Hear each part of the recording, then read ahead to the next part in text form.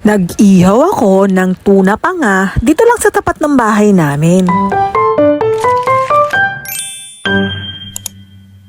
For today's video ay wala nga kaming pang-ulam. Buti na lang at may nagbigay sa akin ng tuna panga. Ihaw lang naman ang pinaka-safe na luto na alam kong gawin dito. At in fairness naman dito, kahit panga na nga lang ng tuna ay napakarami pa ring laman. Hindi naman struggle sa akin ang pagpapabaga ng uling. Gawa ng kalangdi uling naman ang nakalakhan ko. Mga college na nga kami nung nakaranas kaming gumamit ng kalangdi gas or yung kalanati tangke. Medyo pangit ngayon na biling uling kasi nag-aapoy. Hindi maganda yung nagiging luto kapag ganito eh. The more na pinapaypayan ko ay the more na lumalakas ang apoy. Ito yung mga uling na pinilit lang hanguin eh. Hindi pa talaga siya lutong-luto para maging uling. Medyo nakakagigil eh.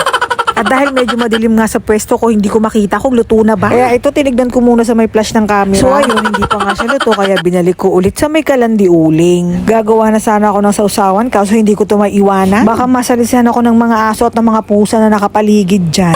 At nang tingin ko ay luto na ito at hinango ko na nga. Nahati na nga siya sa gitna, siguro naman luto na yan ha.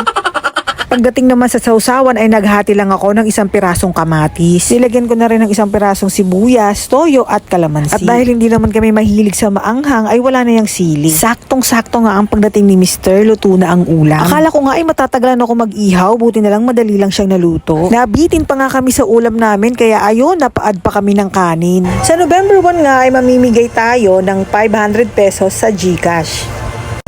6 as in 6 na winners, tagpa 500 pesos na papremyo sa GCash ang ibibigay natin.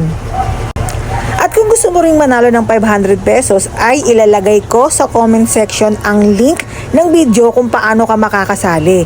Dahil hindi to sugal ha.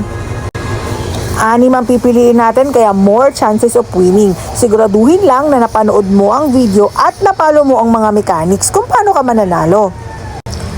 Yun lang mga Jai. Please like, share, and follow.